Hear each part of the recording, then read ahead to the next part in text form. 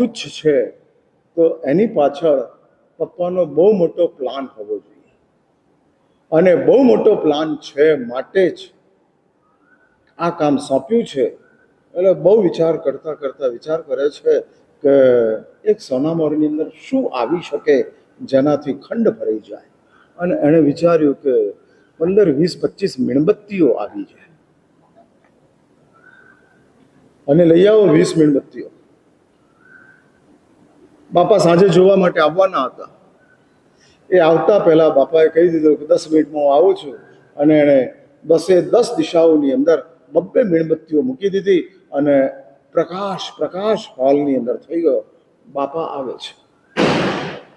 મારે કહેવાની જરૂર નથી, તમે સમજદાર છો કે જેણે કચરો ભરી રાખેલો હતો એને શેઠે કારોબાર સોંપ્યો નહીં. એને સોંપવાથી તો આ તો કારોબારનો કચરો કરી નાખે, કોઈ લાંબુ ચલાવે નહીં, ન સોંપાય. બીજાએ એના કરતા સમથિંગ અપ, પણ એટલો બધો અપ ન કહેવાય, કારણ કે એણે ખાલી રૂ લાવીને મૂકી દીધું. એનાથી શું થાય?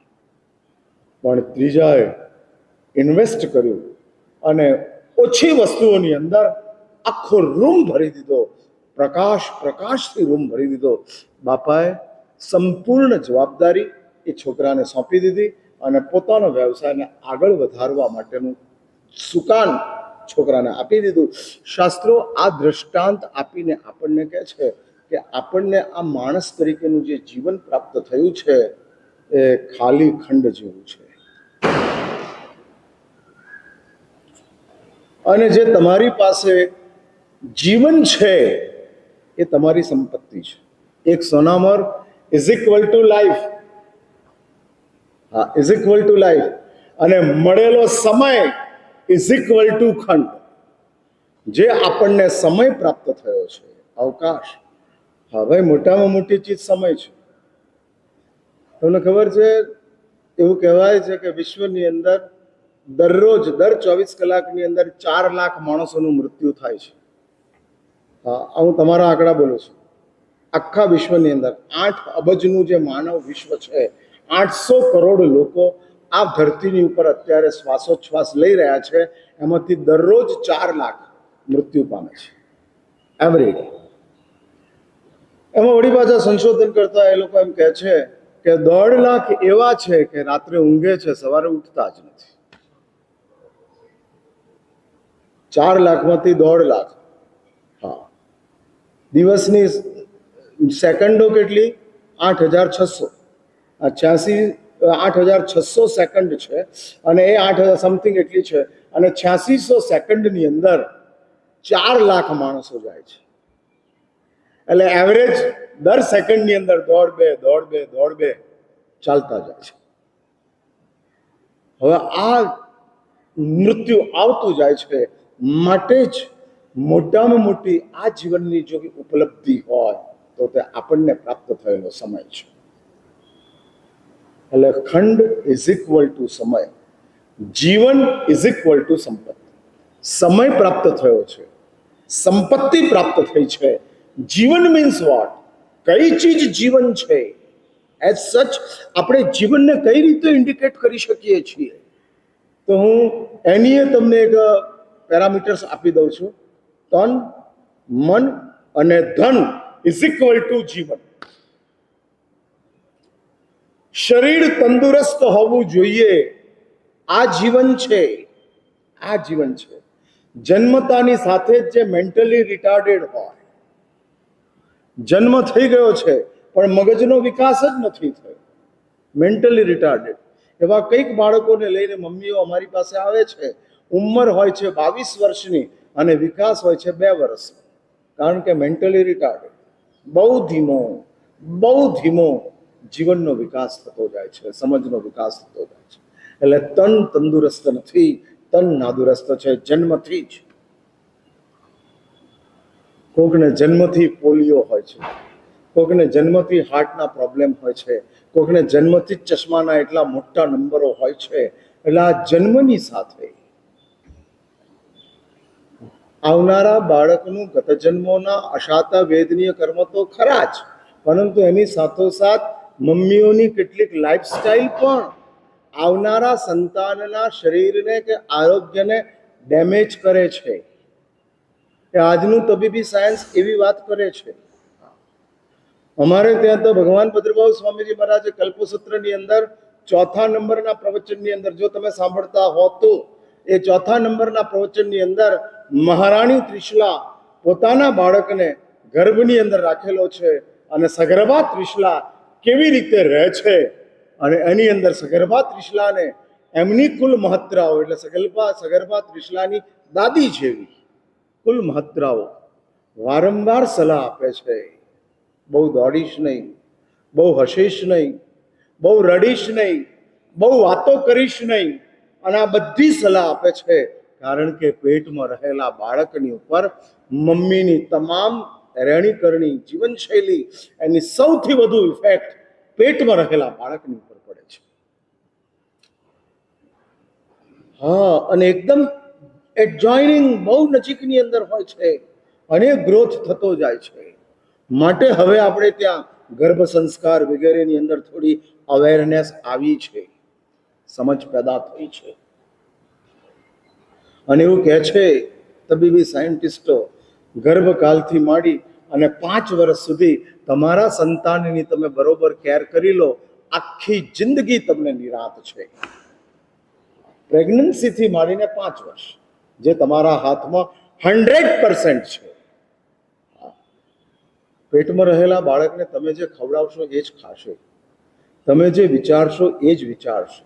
હા, તમે જો ગુસ્સામાં હશો, તમે જો સ્ટ્રેસમાં હશો, તમે જો ખોટી રીતના રસ્તાઓના વિચારોની અંદર ખરાબ ઈચ્છાઓમાં હશો, તો એ બધી જ તમારા પેટના બાળકને ઇફેક્ટ કરતી જશે.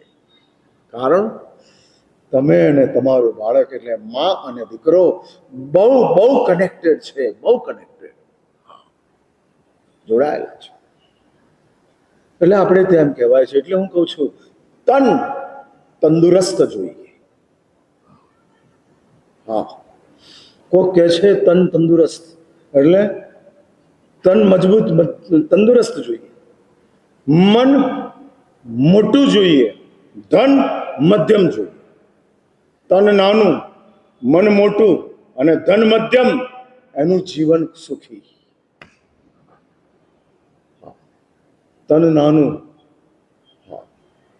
102 kgનું વજન હોય અને 5 ફૂટની હાઈટ હોય, પછી એ દાગીનો ઉઠાવવો જ પડે, એ છોડી શકાય એવો છે જ નહીં. હા, વધતું જાય. એટલે કહે છે કે તન નાનું રાખો, મનની ઈચ્છા પ્રમાણે ન ખાઓ, તનની ઈચ્છા પ્રમાણે ખાઓ. તનની જરૂરત, તનની ઈચ્છા શું હોય, તનની તો જરૂરત હોય. એટલે તન તંદુરસ્ત જોઈએ, મન મોટું જોઈએ, આ વિશાળ.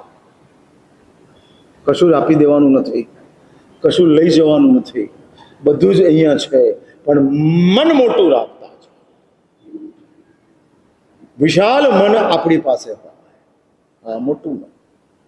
રામાયણની અંદર એક પ્રસંગ આવે છે, લક્ષ્મણ રાવણની વિદ્યાથી, રાવણના શસ્ત્રથી લક્ષ્મણ મૂર્છામાં ચાલ્યા ગયા છે યુદ્ધની અંદર, ગહેરી મૂર્છામાં છે. એવી એક શક્તિ મીન્સ આજની ભાષામાં મિસાઇલ્સ, એવા એક મિસાઇલ્સનો ઉપયોગ કર્યો છે કે જેના કારણે લક્ષ્મણ ગહેરી મૂર્છામાં ચાલ્યા ગયા, મૃતપ્રાય હાલતની અંદર. અને જો 24 કલાકની અંદર લક્ષ્મણનો ઈલાજ ન થાય તો લક્ષ્મણના રામ રમી જાય, જે રામને મંજૂર ન હતું. એમાં નારદજી એમ કહે છે, જૈન રામાયણની અંદર આ દ્રષ્ટાંત આવે છે, અને નારદજી એમ કહે છે કે આર્યપુત્ર, લક્ષ્મણની ઘેરી મૂર્છા કોઈ વૈદ્યોથી, કોઈ દવાઓથી, કોઈ ઔષધિઓથી નહીં જાય. આ મંત્ર શક્તિનું આક્રમણ છે. એની સામે આપણે કોઈ પવિત્ર શક્તિને લાવવી પડશે, મંત્રની સામે પવિત્ર શક્તિ. અને નારદ કહે છે કે આર્યપુત્ર, તમારો નાનો ભાઈ ભરત, એના મામાની દીકરી છે જેનું નામ વિશલ્યા છે, એ રાજકુમારી છે અને 22 વર્ષની એની ઉંમર છે. મનસા વાચા કર્મણા 22 વર્ષની અંદર એણે ક્યારેય અબ્રહ્મનો વિચાર સુદ્ધા એને આવ્યો નથી. ખૂબ પવિત્ર કન્યા છે. એમ કહેવાય છે કે એના સ્નાન કરેલું પાણી આવા અસાધ્ય કક્ષાના વ્યક્તિઓના શરીરની ઉપર છાંટવામાં આવે તો એ બેઠા થઈ જાય છે. એટલે હનુમાનજી ઉપડે છે, વિશલ્યાને લઈ આવે છે. વિશલ્યા પોતે જ કહે છે કે હું આવું છું. ધારો કે લક્ષ્મણની ઘેરી મૂર્છા હોય અને લક્ષ્મણ કોમામાંથી બહાર ના આવે પાણીથી, તો હું જાતે જ આવું અને હું હાથ અડાડું, નિશ્ચિત કામ થઈ જાય. હા, નિશ્ચિત. જેના પાણીમાં આ સામર્થ્ય છે એના સ્પર્શમાં કેટલું સામર્થ્ય હોય. આપણે ત્યાં આપણા જે સદગુણો છે ને એ સદગુણોની ઉપર પણ દેવોનું અધિષ્ઠાન થતું હતું એવું કહેવાય છે. વેપારી જો પ્રામાણિક હોય તો એની દુકાનની ઉપર અધિષ્ઠાયકો આવીને વસે છે. એની પ્રામાણિકતાને બિરદાવવા માટે, એની પ્રામાણિકતાની સરાહના કરવા માટે આવીને બેસે છે. કારણ કે એ પ્રામાણિક છે. એક પૈસો 2 નંબરનો નથી લીધો. હા, એક પૈસો છે એવા પુણ્યવાન વર્તમાન સદીની અંદર છે. 2 દિવસ પહેલા હું એક ઠેકાણે હતો અને ભાઈએ મને કીધું, મહારાજ સાહેબ, મારા ગુરુ તરીકે પન્યાસ ચંદ્રશેખર વિજયજી મહારાજ છે ને એમની પાસે મેં બાધા લીધેલી છે. અને ભાઈએ મને કીધું કે મેં બાધા લીધી છે કે મારા ઘરની અંદર 2 નંબરનો 1 રૂપિયો પણ નહીં આવે. 1 રૂપિયો પણ નહીં. અને ગુરુદેવની પાસે બાધા લેતાને 30 વર્ષ થયા. આ 30 વર્ષની અંદર આ ઘરના ઉમરાની અંદર 1 રૂપિયો 2 નંબરનો આવ્યો નથી. અને એના કારણે મહારાજ સાહેબ, એક દીકરો છે, એક દીકરી છે, અમે પતિ પત્નીઓ છીએ. બહુ મજાથી અમારું જીવન ચાલે છે. હા, બહુ મજાથી. ગુરુદેવના એટલા બધા આશીષ છે કે 2 નંબરની કોઈ જ કમાણી નહીં હોવાના કારણે માથા ઉપર કોઈ ટેન્શન નથી, કોઈ ટેન્શન નથી. અને સાંભળો, આ પ્રામાણિકતાના કારણે એના દીકરાને વિદેશની બહુ મોટી ફાઇનાન્સ કંપનીની અંદર ડિરેક્ટર તરીકેની જોબ મળી છે. મહિને 1.25 કરોડનું પેકેજ છે. દર મહિને 1.25 કરોડ અને એક્સ્ટ્રા એલાઉન્સીસ જુદા. એટલે વર્ષના લગભગ 22-24 કરોડનું પેકેજ એનું ચાલે છે. લગભગ વર્તમાન સમયની અંદર. એક વાર સમજી રાખજો, સત્કર્મોની ને સદગુણોની કસોટી થાય જ છે. અને એમાંથી પાસ થાવ ત્યાર પછી એ એક્ટિવ થાય છે. એટલે યુ હેવ ટુ ટેક કેપેશન્સ. રાહ જોવી પડે તેમ છે. ઇન્સ્ટન્ટ કામ નથી. 2 નંબરનું કામ ઇન્સ્ટન્ટ છે અને 1 નંબરનું કામ કોન્સ્ટન્ટ છે. लंबे समय तक आपके साथ रहेंगे, लंबे समय तक, कि जिसमें कोई वरीज नहीं है, चलता है.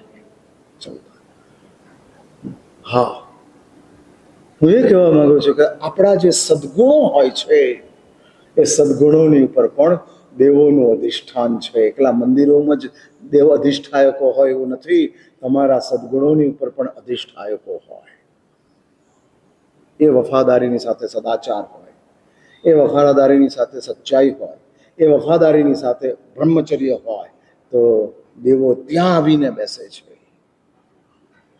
અને એવી જ એક શીલવતી કન્યા, એની પાસે એવું એક અધિષ્ઠાન હતું. એનું સ્નાન જલ પ્રક્ષાલ જેટલું પવિત્ર આવે છે. સ્નાનની જરૂર જ નથી. લક્ષ્મણની છાતી ઉપર હાથ મૂકે છે, લક્ષ્મણ બેઠા થઈ જાય છે. હું મન મોટું રાખવાની વાત કરતો હતો. હા, એની ઉપરથી આ દ્રષ્ટાંત હું લેતો હતો. હવે આખી ડોલ ભરીને પાણી વધ્યું, શું કરવાનું? એટલે સુગ્રીવ ને બધા નીકળે છે. રામના સૈન્યની અંદર જેટલા ઘાયલ સૈનિકો હતા એ બધાની ઉપર પાણી છાંટે છે અને બધા બેઠા થઈ જાય છે. તોય અડધી ડોલ પાણી વધ્યું. એટલે સુગ્રીવને પૂછે છે, શું કરીએ સેવકો? ઢોળી નાખો. અને ત્યારે રામ દૂરથી બૂમ પાડે છે, એ ઉભા રહો, આ પાણી ન ઢોળાય, આ ઔષધ છે, જડીબુટ્ટી છે, આજે રાતે જ એનો ઉપયોગ કરવો પડે, આવતીકાલે એની તાકાત ચાલી જાય છે. એટલે સિંગલ ડે આફ્ટર સિંગલ એ એક્સપાયરી ડેટ લાગુ પડી જાય છે. અને રામે કીધું, રાવણના સૈન્યની અંદર જે ઘાયલ છે, મન મોટું રાખો. માટે દુશ્મનોના હૃદયની અંદર રામ હતા કે રાવણના સૈન્યની અંદર પણ જે ઘાયલો છે. અને તે વખતે રામ કહે છે કે આપણી દુશ્મની ન રાવણ સાથે છે, ન રાવણના સૈન્યની સાથે છે. રાવણ જો આવતીકાલે સીતાને સોંપી દે તો રાવણને જીત્યા વિના આપણે લંકા છોડીને ચાલ્યા જવું છે.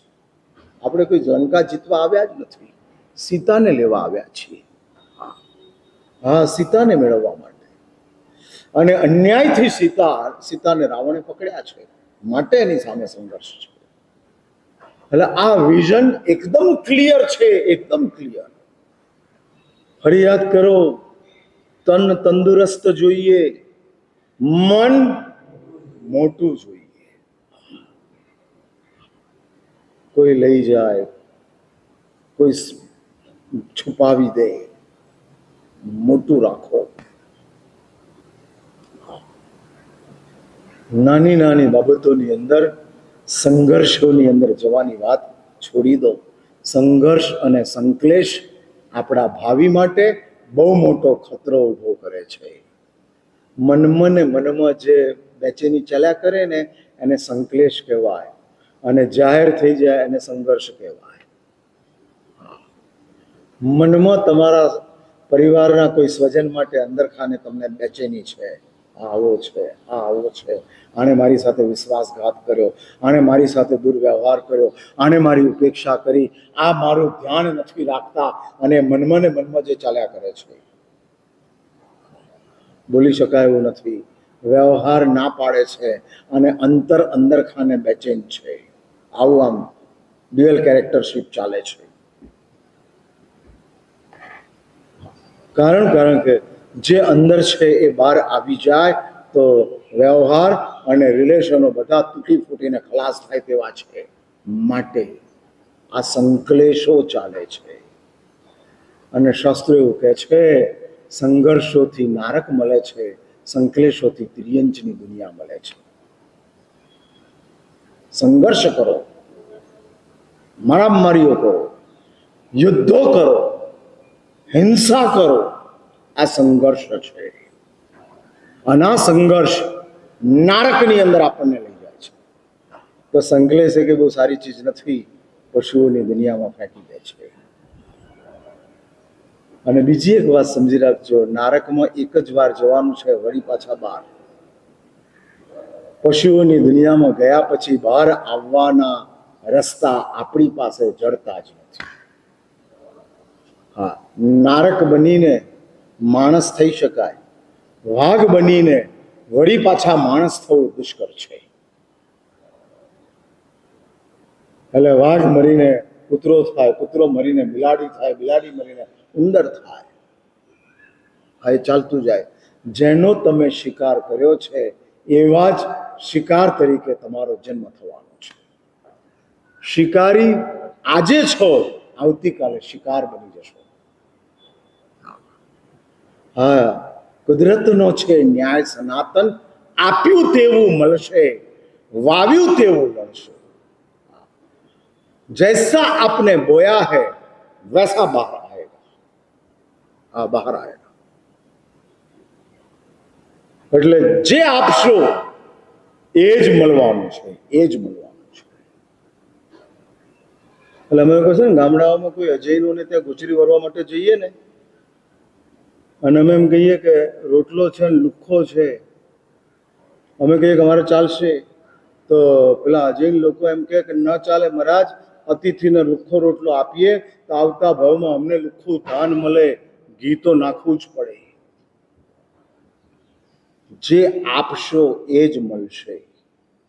હા, એ જ મળશે. અને આ કુદરતનું સાયકલ છે. સાયકલ છે.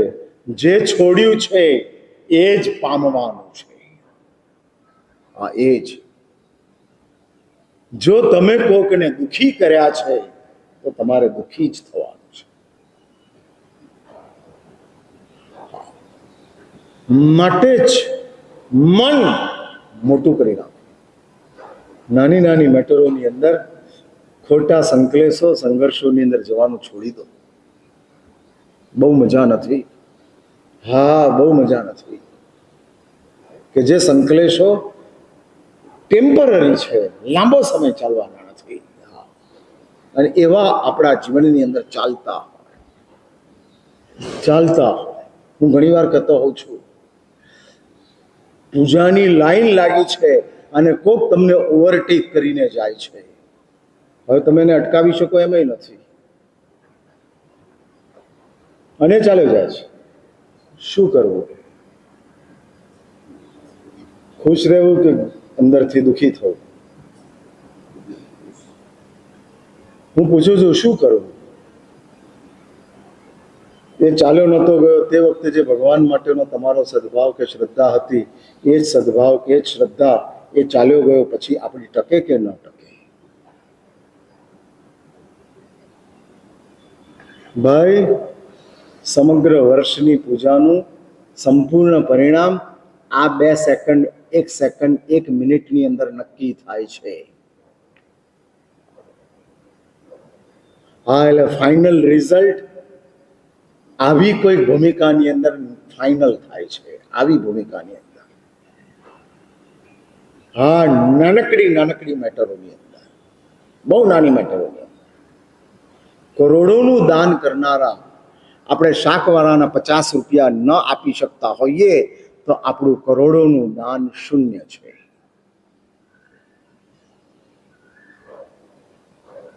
એ વધારે 50 માંગે છે અને તમારે 50 ઓછા આપવા છે.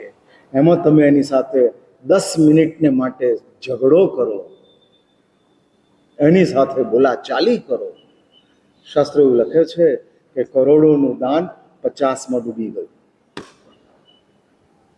હા, 50માં ડૂબી ગયું. કાન ખુલ્લા છે ને? હું બોલું છું તે સંભળાય છે ને? હું જે બોલી રહ્યો છું એ સંભળાય છે ને તમને? કોને કે મહારાજ આવું ઘણું સાંભળ્યું? હા હા, એટલે ઘડિયાળ વોટર પ્રૂફ આવે છે ને તમે પ્રવચન પ્રૂફ છો.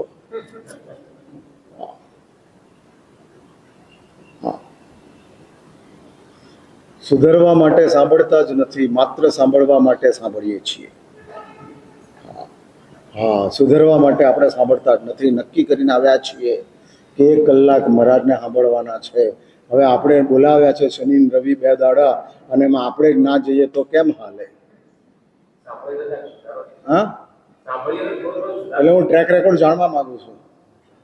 તમારો ટ્રેક રેકોર્ડ જાણવા માંગુ છું કે આમ તમે 15 વર્ષથી સાંભળો છો અને 15 વર્ષમાં કેટલો સુધારો આવ્યો.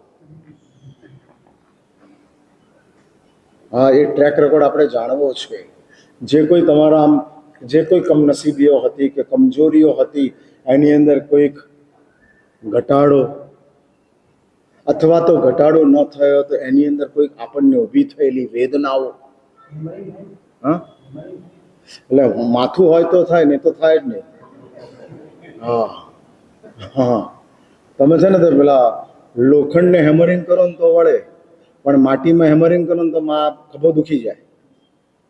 એમાં કંઈ વળવાનો છે જ નહીં, એમાં ખાડા જ પડવાના છે, કશું થવાનું નથી.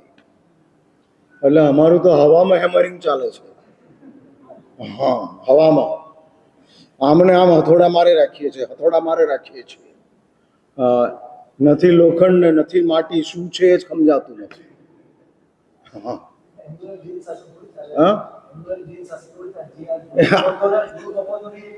બરાબર, પણ એમાં આપણે કેટલા આની અંદર જીન શાસનને ચલાવવામાં આપણે કેટલા કોન્ટ્રીબ્યુટ કરીએ છીએ? જીન શાસન ચાલે છે, ચાલશે, આપણું શું? કઈ ભૂમિકા? એટલે ગુરુ ભગવંતો તો એનું કામ કરતા જ જાય છે. આવો કે ન આવો, સુધરો કે ન સુધરો, આપતા જ જાય છે, અપાતું જ જાય છે. અને અમે લોકો કોઈ પણ રિટર્નની અપેક્ષા વિના જ આપીએ છીએ. હા, કોઈ રિટર્ન નહીં, કશું જ નહીં. બસ તમે આવો છો, અમે સંભળાવીએ છીએ. હા, અને આ સાયકલ ચાલે છે. હા, આવો છો, સંભળાવીએ છીએ. સંભળાવીએ છીએ માટે આવો છો એવું નથી, તો એ સારું પડે. હા હા, સંભળાવીએ છીએ માટે આવો છો ના, આવો છો માટે સંભળાવીએ છીએ. એટલે અમારા માટે દેશના એ સમાચારીમાં આવતી નથી. પ્રતિક્રમણ, ગોચરી, આ બધું સમાચારીમાં આવે જે કરવાનું જ છે, પણ દેશના સમાચારીમાં આવતી નથી. એ માત્ર અમારી પરાર્થમાં આવે છે, અને પરાર્થ તો ભાઈ હોય તો કરવાનું, નહીં તો શું કરવાનું? હા, રાતના ટાઈમે ચાલુ હોય તો દંડાસન વાપરવાનું, નહીં તો દંડાસન શું વાપરવાનું? એમ તમે આવો તો વ્યાખ્યાન સંભળાવવાનું, નહીં તો શું સંભળાવવાનું? અને એટલે આપણે લોકોએ ઉપાશ્રયો વિશાળ કરી નાખ્યા, આવનારાઓની સંખ્યા કેટલી મોટી કરી.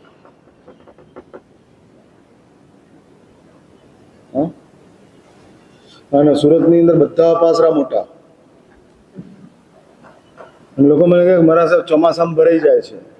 પેલું હું ઘણી વાર કહું કે ઘરની અંદર દીકરાનું લગ્ન હોય એટલે વાડી ના બંધાવાય, વાડી વેચાતી લેવાય, ભાડે લેવાય.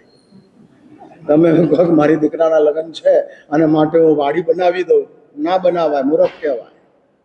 એમ ખાલી 50 દાડા માટે આટલા મોટા પાસરા ના બનાવાય. 30 કરોડ ને 50 કરોડ ના ખર્ચાય, એને બદલે ભાડે લઈ લેવાય અને 50 દાડા પૂરા કરાય. હા, આના ભેગા કરવાના, અને ગોઠવવાના, અને હાચવવાના. કેટલી 50 દાડા માટે 300 દાડા થોડી મહેનત કરાય. હા, એટલે વાડી ઘરની બનાવીશ ના, એટલે હવે એવું નક્કી કરો કે વાડી એ ઘરની જ બનાવવાની, ઘરનું જ. હા, ગોઠવે રાખો. નથી, એ ભૂમિકા નથી.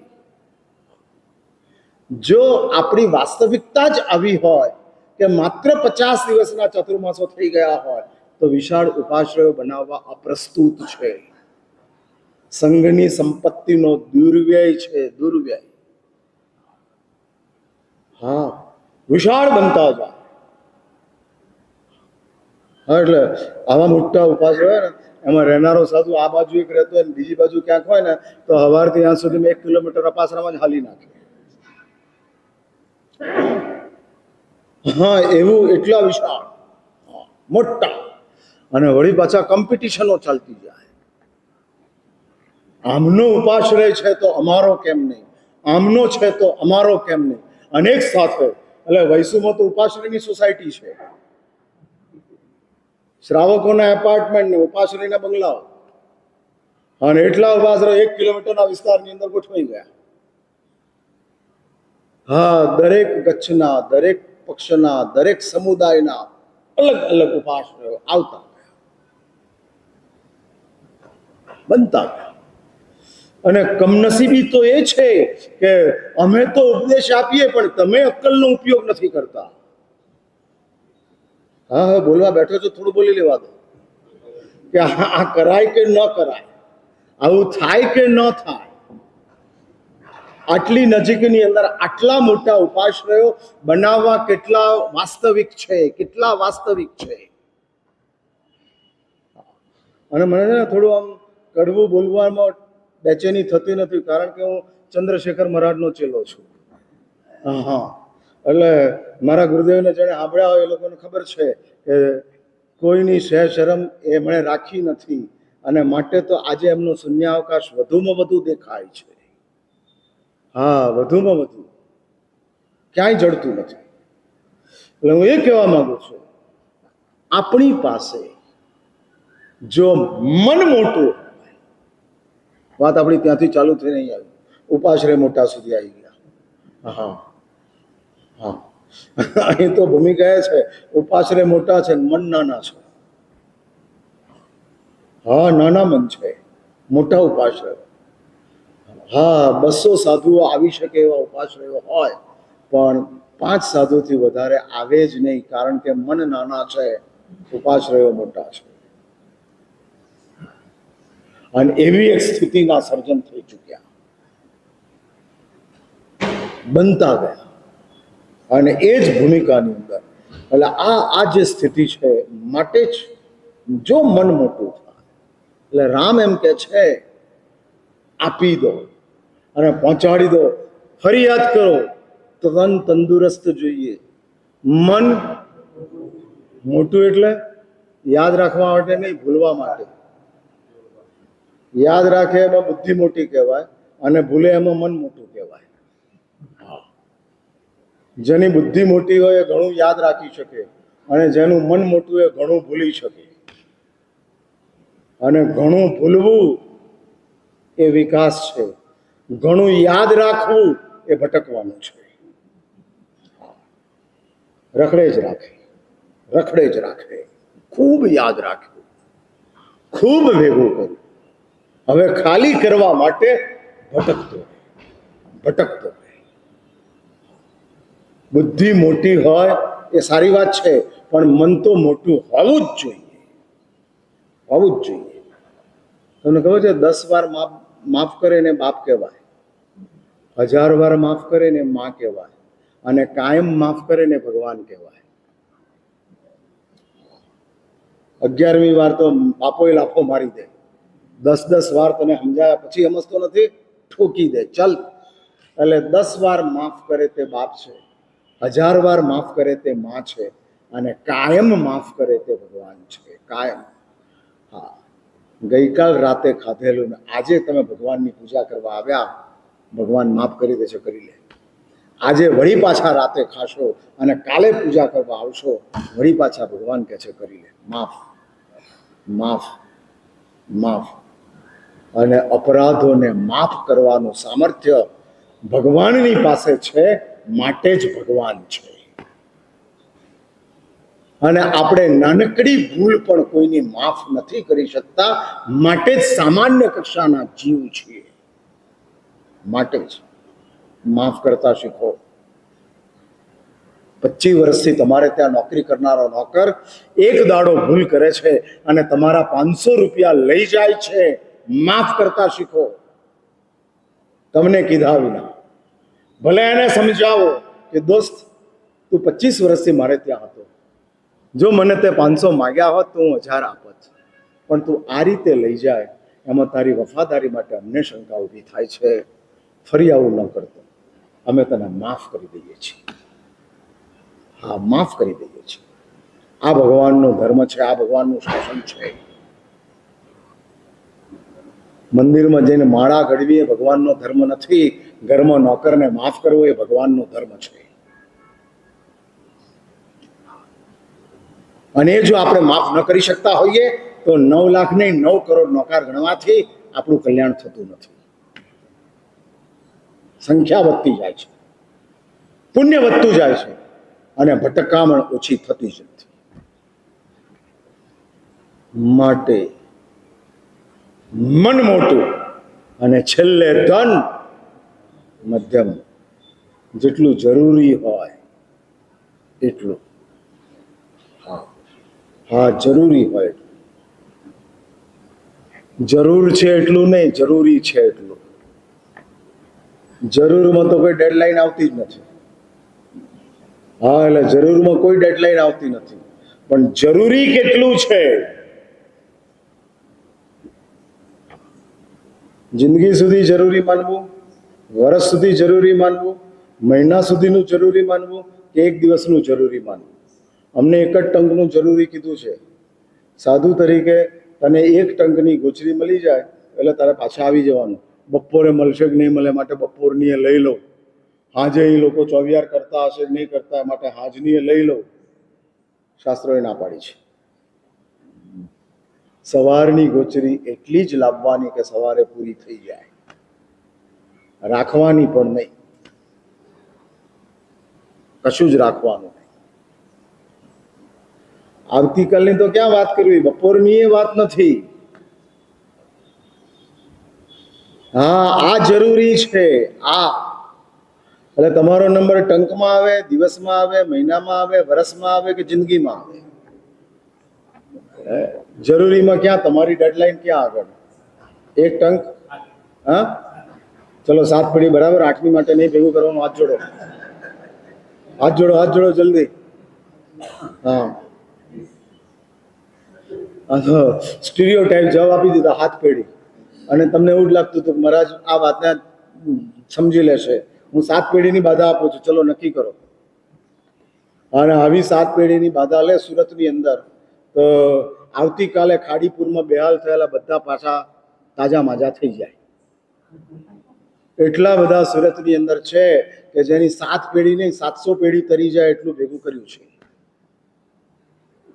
હા, એમાં વાસ્તુ લક્ઝુરિયામાં પણ હશે. હા, એટલે તન મધ્યમ, આનું નામ અચ્છા જીવન હૈ. એટલે ફરી યાદ કરો, જો આપણી પાસે આ 3 ભૂમિકાઓની અંદર, હા, અને એમાં સૌથી મહત્વની વાત શરીરનું આરોગ્ય છે, જે વર્તમાન સમયમાં સૌથી વધુ રિસ્કમાં ચાલી રહ્યું છે. એટલે જ શાસ્ત્રો કહે છે કે આ માણસ તરીકેના જીવનની અંદર ઉપરની ભૂમિકાની વાત અત્યારે મારે નથી કરવી. સારા જીવન માટે જો આ 3 શરતોને આપણે આપણા જીવનની અંદર એપ્લાય કરતા જઈએ, આપોઆપ એક વાત સમજી રાખજો, ન મળવાથી શરીર રોગી થતું નથી, વધુ મળવાથી શરીર રોગી થાય છે. વધુ અને ખોટું. તમે ઉપવાસ કરી નાખો તો શરીર ખરાબ નથી થતું, આમેલ કરી નાખો તો શરીર બગડતું નથી, પણ વધુ અને ખોટું જ્યારે આ શરીરને આપવામાં આવે છે ત્યારે શરીર ખરાબ થાય છે. વધુ આપ્યું, ખોટું આપ્યું, એની ચર્ચા અત્યારે મારે નથી કરવી, એટલે હું કહી દઉં છું. એટલે શરીરનું આરોગ્ય, કારણ આ માનવ દેહ પુણ્યની પ્રોડક્ટ છે. પુણ્ય સિવાય માણસનું શરીર મળતું નથી. પશુને મળેલું શરીર પાપની પ્રોડક્ટ છે. ગમે એવું તંદુરસ્ત હોય તોય પાપની પ્રોડક્ટ, પાપની પેદાશ. એટલે વાઘ, સિંહ, હાથી, અજગર, ગરુડ તંદુરસ્ત છે, મજબૂત છે, પણ એ પાપની પ્રોડક્ટ છે. ભલે આપણું શરીર કમજોર હોય વાઘની સામે, હાથીની સામે, ભલે આપણી નજરની અંદર કમજોરી હોય, ગરુડ અને ગીધ જેવી આપણી તેજ આંખ નથી, છતાં આપણને મળેલી આંખ પુણ્યની પ્રોડક્ટ છે. એટલે ગત જન્મની અંદર ઉત્તમ કક્ષાની જીવદયા કે જયણા પાડી માટે આ ભાવની અંદર માનવની આંખ મળી, નહીં તો મળવી મુશ્કેલ હતી. એટલે માણસની આંખ પુણ્યની પ્રોડક્ટ છે, અને પુણ્યની પ્રોડક્ટ હોય એને બગડવા ન દેવાય, એને બરબાદ ન કરાય. કોઈ પણ સંયોગની અંદર જેમ પૈસા ન બગાડાય એમ શરીર ન બગાડાય. હા, આપણે એવું તો સમજીએ જ છે કે પૈસા ન બગાડાય, બરાબર ને? તમે એવું સમજો છો ને? અહીં બેઠેલાઓને પૂછું છું, બહારનાઓની વાત નથી કરતો. હા, હા, પણ સીધો નિયમ પાડો છો કે નથી પાડતા એ જાણવું છે. સીધા નિયમ તો ઘણા આવા છે. હા, ન બગાડાય. અહીંથી વાસ્તુ લક્ઝરિયા જવા માટે રિક્ષા ન કરાય, બરાબર ને? અને અહીંથી વાસ્તુ લક્ઝરિયા જવા માટે રિક્ષામાં જાઓ તો શું કહેવાય? પૈસા બગાડ્યા. હા, બગાડ્યા એમ કહેવાય. એ જ રીતે શરીર ન બગાડાય.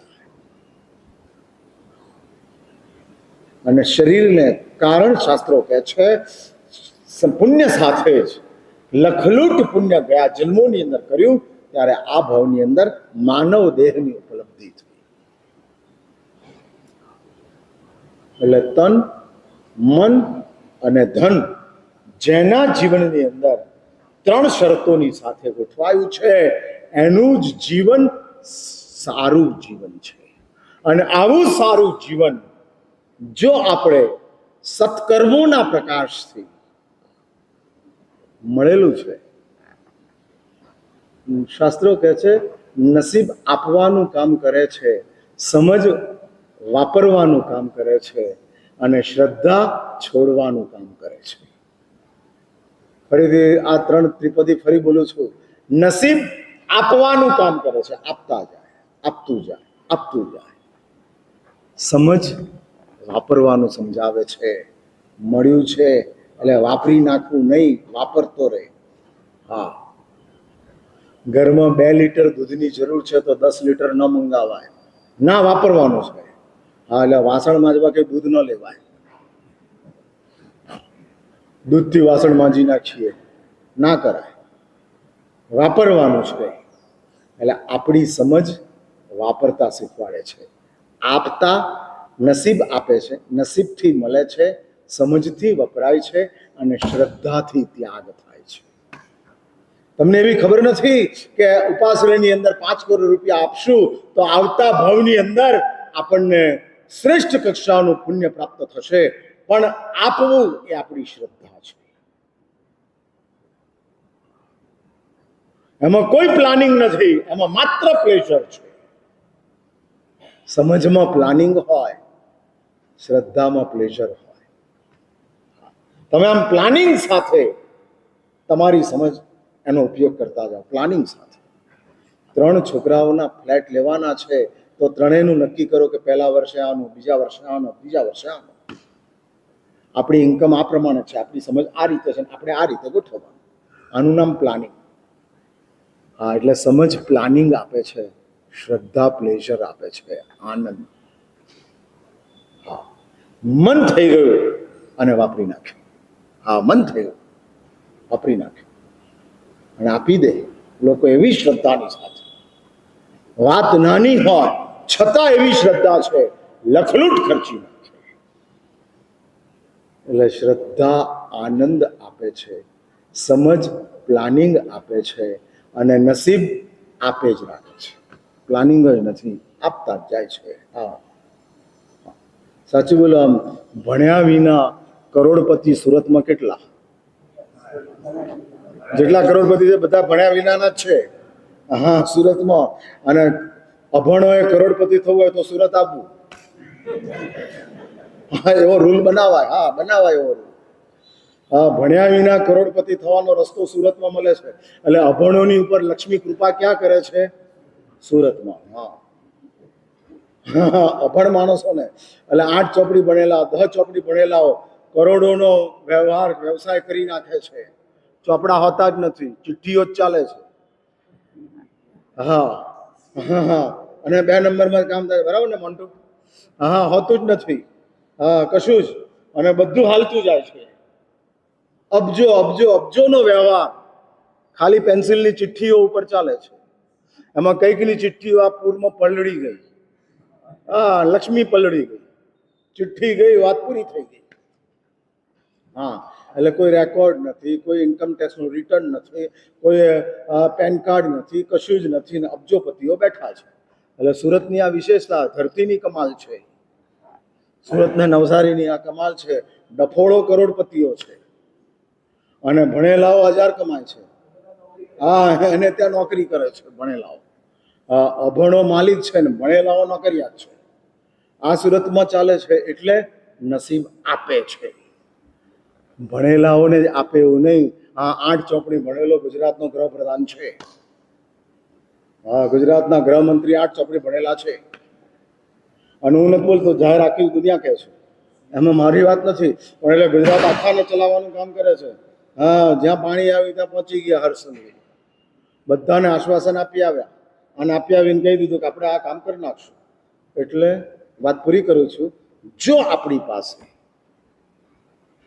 સત્કર્મ અને આવી જો શ્રેષ્ઠ સમજ આપણી પાસે આવતી હોય તો આ જીવનને સત્કર્મોથી ભરી અને વધુને વધુ સ્વસ્થતા સાથે આ જીવનને તમે પસાર કરી આત્મકલ્યાણને પ્રાપ્ત કરો એવી અંતિમ મંગલ અભ્યર્થના સાથે મારી વાતનું અહીંયા આગળ સમાપન કરાતો ઈચ્છા તમે